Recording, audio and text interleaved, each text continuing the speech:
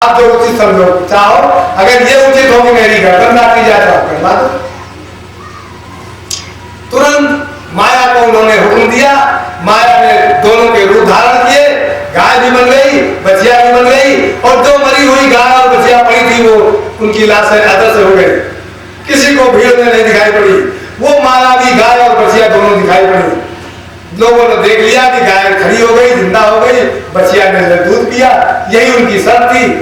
सबके मुंह बंद हो गए, राजा का भी मुंह बंद हो गया, सारी जितनी जनता वहां थी सबको परिचय मिल गया, सबको सब परिचित हो गए कि ये बहुत महान हस्ती है। इस तरह से दीन के हित दौरिया में पलंग ठीक सोना है।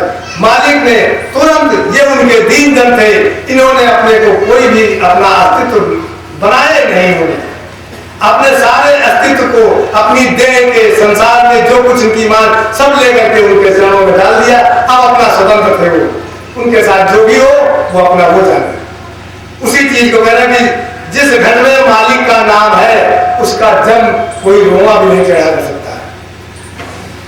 ताको का हक रहे जम जोरा,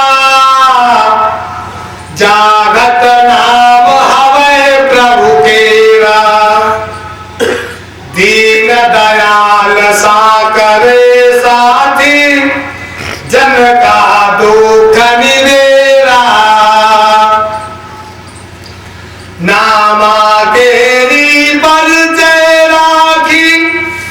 उनके वो किस स्तर के थे, उनके उस स्तर को कायम रखा, उनके परिचय को संसार को जना दिया कि ये क्या है देख लो। कोई नहीं जानता था ये नाम दो, ये छिपी नाम का, छिपी क्या कर सकता है क्या नहीं कर सकता है, ये भक्त है कि नहीं है। इस विवाद को उन्होंने खत्म कर दिया। उसके बाद से महाराष्ट्र में केवल नामदेव ही नामदेव, और उनका नाम दुनिया में फैला हुआ है। नामा केरी परिचय राखी, कबीर जंजीरत छोरा, मीरा का बिख आप रचे गए, जागत जस हरि केरा। इसी तरह कबीर साहब के विरुद्ध, वो भी वही समय है, नाम जो कबीर साहब के शिष्य थे और कबीर के समकालीन थे। उस समय भी जब कबीर ने का नाम एक भक्त के रूप में, एक संत के रूप में फैलने लगा, तो फिर लोग औरंगजेब के पास पहुंच गए। ये देखो, कपड़ा बनाने वाले भक्ति करेगा, ये जुलाहा भक्ति करेगा, ये साहब ये सब धर्म को डुबो देंगे, ये तो दीन को ले डालेंगे। तो उसने अपना कर लिया और उसने कहा ठीक है, सब जब सब एक बात कह रहे हैं कि नहीं ये गलत है, उन्होंने कुछ नहीं कहा कि हम संत हैं कि हम संत नहीं है, हम क्या है क्या नहीं है, ना जो मर्जी हो करो। तो जब सबकी एक राय हो गई तो उसने कहा ठीक, इनको एक हाथी बुलाओ। एक सजा देने के लिए राज दरबारों में एक हाथी रखा जाता था पागल किस्म का, और उसको नशा वशा करा दिया गया तो वो और महापागल हो गए। उसके बाद उसको महावत लेकर के उस स्थान पर आता है जहां पर सजा देनी है, जहां कबीर साहब खड़े हुए थे। चारों तरफ मजमा लगा हुआ है और राजा भी अपना बैठा है आसन में। वहां उस पागल हाथी को महावत ले करके आगे बढ़ा देता, उसको इशारा करता है कि ये सामने जो खड़ा है इसको चीर फाड़ करके और इसको दबा करके पैर से इसकी हत्या कर दे। यही उस हाथी का काम है, इतनी ही उसको ट्रेनिंग है, बाकी वो पागल है बिल्कुल। हाथी लाया गया, हाथी को छोड़ा गया।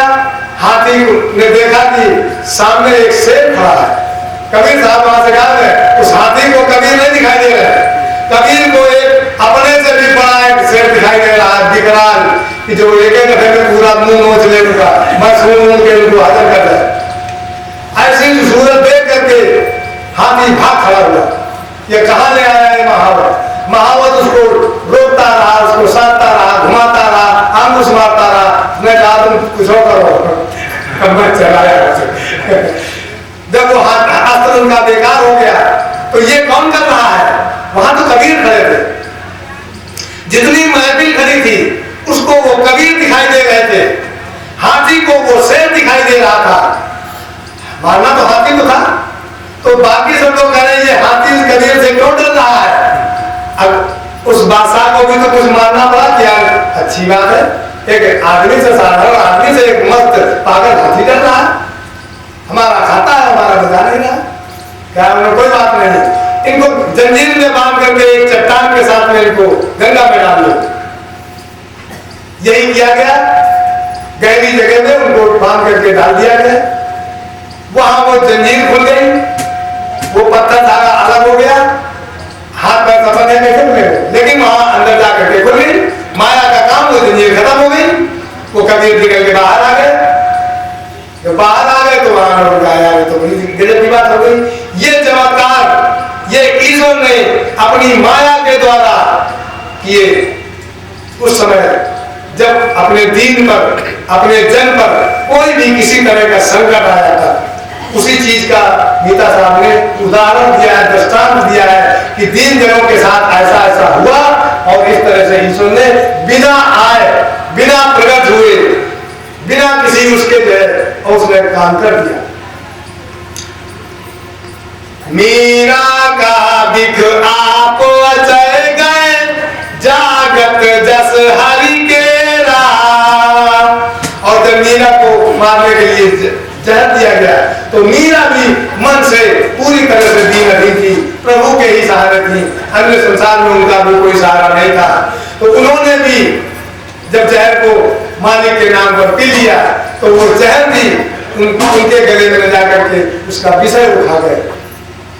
मीरा का बिख आप अचय गए, उनको क्या खाली विष को निर्विष कर देना, संसार उसको विष समझ रहा है, संसार जी के देखता तो मर जाता है, कुत्ते को दिया जाता तो मर जाता है, और जब मीरा दिया जाता तो समझ निर्विष है, उसका विषय खत्म है। विष है, विषैला बनाना है तो उसका काम है, अमृत बनाना तो उसका काम है, ये तो उसके हाथ की कारीगरी है। मीरा का विष आप अचय गए, जागत जस हरि के राम। और उनका ये यश आज भी गाया जा रहा है, आज भी संसार में जीवित है। मेरा पानी पी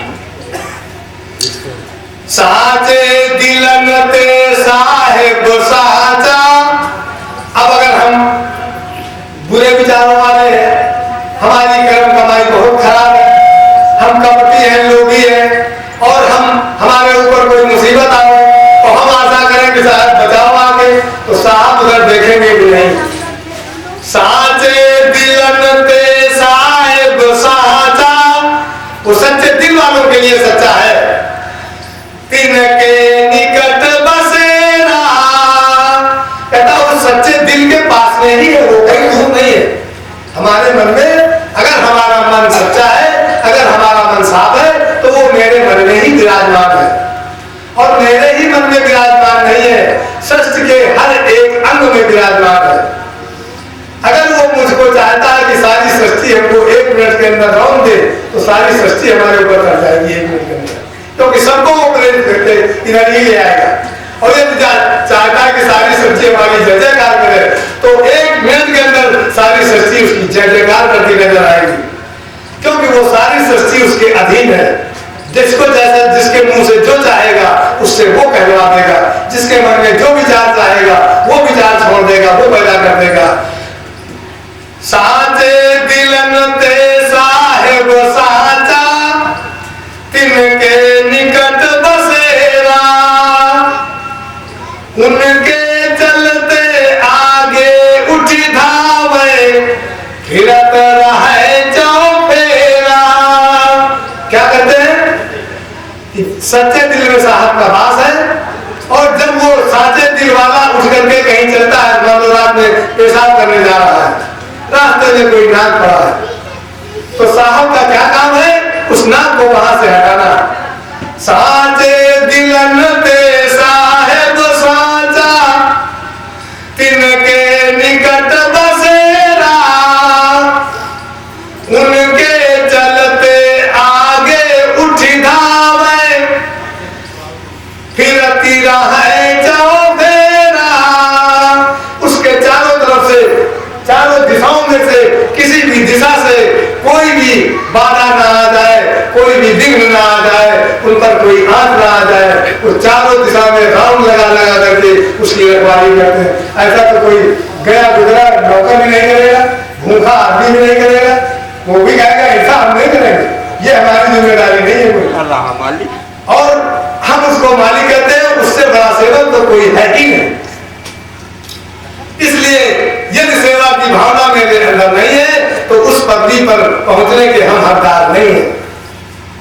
यदि वो छोटा अपने को न माने तो आपकी रक्षा करने लाठी लिए क्यों घूमे, आपके रास्ते को झाड़ू लगा करके साफ करता क्यों घूमे कि आपके कहीं कांटा न घुस जाए।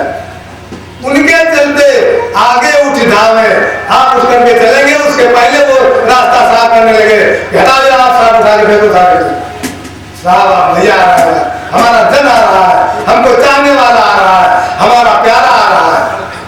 ऐसे की उस साचे दिलन ते साहेब साचा, तो कहते ऐसे सच्चे के पास में उनका बसेरा है। साचे दिलन ते साहेब साचा, तिनके निकट बसेरा, उनके चलते आगे उठी धावे, फिरती रहे चौफेरा। अगर दिल के सच्चे थे नामा साहब तो क्या उनको कहीं कुछ कहने की जरूरत है? बादशाह के चलने के पहले वो वहां पहुंच गए होंगे, बादशाह के आने के पहले, बादशाह के मुंह में ये विचार आने के पहले कि इनको मृत्युदंड दे दिया जाएगा कि गाय नहीं जिंदा होती है, ये विचार आने के पहले साहब वहां माया को मुर्गा बना चुके होंगे कि ये काम होना है।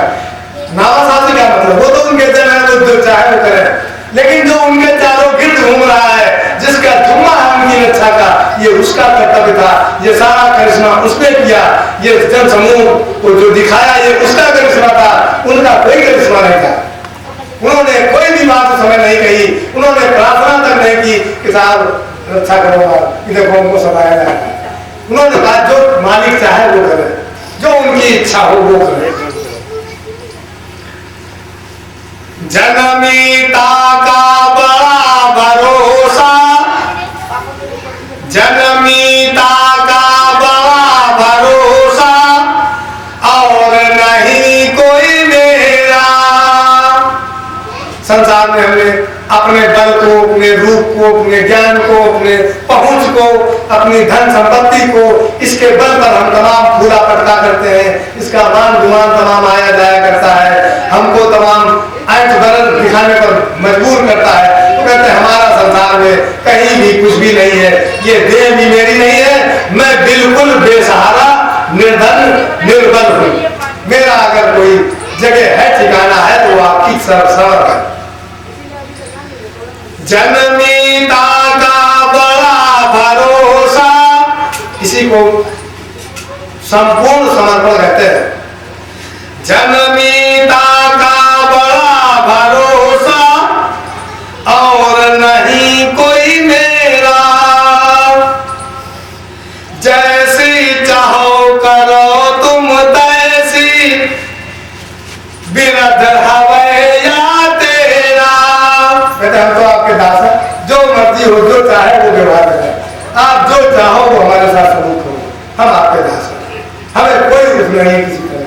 तो ऐसे दास की रक्षा के लिए उन्होंने उसके चक्कर लगाना, उसके उठ के चलने से पहले वो उसके चारों तरफ रास्ता साफ करने लगते हैं, चारों दिशाओं को निर्विघ्न कर देते हैं।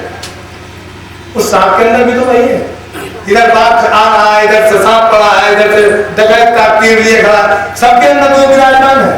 डकैत को दिखाई पड़ा कि शेर आ गया भागो, सांप को दिखाई पड़ गया मदारी आ गया भागो, उसको दिखाई पड़ गया कि शिकारी आ गया, सब रास्ता साफ, चारों तरफ से उसको निर्विघ्न कर दिया। वो अपना गए, अंदर पड़ा हुआ तो अपने हाथ में उतार कर दिया। ऐसे वो हमको दास होना है, लेकिन हम ऐसी कामना, इस तरह की रक्षा की उनसे कामना करें, इस तरह की उनसे सेवा की कामना करें, और हम ललायती करें, हम बुगरादी करें, तो क्या ऐसा संभव है? अपना जब तक कुछ भी शेष रहेगा, जब तक हमारे तन मन धन कुछ भी रहेगा, जब तक कहीं हमारा एक चींटी के पैर के बराबर भी बल हमारे अंदर रहेगा, हमारा अहम जीवित रहेगा, हमारा जगत से कोई नाता रहेगा, जगत में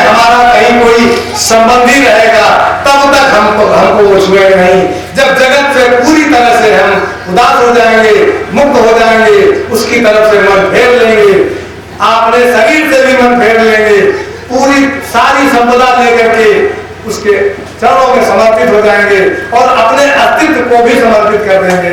जो मान सम्मान हमको जगत में मिला है उसको भी सब वहीं डाल देंगे कि ये सब तुम्हारा साथ, ये गलत मिला हमको, हमारे खोपड़े में बहुत बड़ा भार है, इसको आप संभालो, इसके लायक आप ही हैं, आपके चरणों में ही ये शोभा देता है, हमारे सर पर ये ताज नहीं शोभा देता है। तब ये पूर्ण समर्पण, तब वो हम उनके दास बन पाते हैं, तब वो हमारे लिए इस तरह की भावना रखते हैं। हम उनके दास नहीं बने हैं, देखा जाए तो हम उनका क्या कर रहे हैं, वो तो निराकार है, हम उनका न पैर दबा पा रहे हैं, न केवल हमने मन से अपने को संपूर्ण समर्पण कर दिया, लेकिन वो हमारे लिए दास का असली काम तो अब वो कर रहे हैं जो हमारे रास्ता तक को साफ करते घूम रहे हैं, एक एक हमारे जो है दुश्मन को जो है दूर करते घूम रहे हैं। ये तो कौन मेरी सेवा कर रहा है, हम उनकी सेवा कर रहे हैं या वो मेरी कर रहे हैं, हम उनकी दास है या वो मेरे दास हो गए। हमने तो केवल समर्पण किया, लेकिन उनकी ये शर्त है कि समर्पण करो, हमारे में आओ, हमारे समान बनो, हम आपके हर पल के रखवाले हैं। ये उनका प्रण है कि हमारी शरण में आया हुआ कभी भी निष्फल नहीं जाएगा, लेकिन बुगरादी करके आया है, मन में कुछ भरा है, दिखा कुछ रहा है, वो बड़ी 20 बार लग रहा है और 20 बार लगा है सफाई करने में, लेकिन अगर मन में बिगाड़ है तो फिर वो उसके साथ करता ही नहीं है। वो मन की जानने वाले हैं, उनको जानने की तुम्हारी इच्छा को जानने के लिए कहीं जाना नहीं है, कोई थर्मामीटर नहीं लगाना है, कोई नार्को टेस्ट नहीं करना है, वो आपके अंतःकरण में विराजमान है, आपके मन में जो विचार आया वो उनकी मर्जी से आया और उसके वो जानकार है। आपने कपटपूर्ण विचार छोड़ा तो वो कपटपूर्ण व्यवहार ऐसे को वो स्वीकार नहीं करते। सांचे दिलंते साहेब सांचा, तिनके निकट बसेरा, उनके उसके आगे उठ धावे, करत रहे चौके।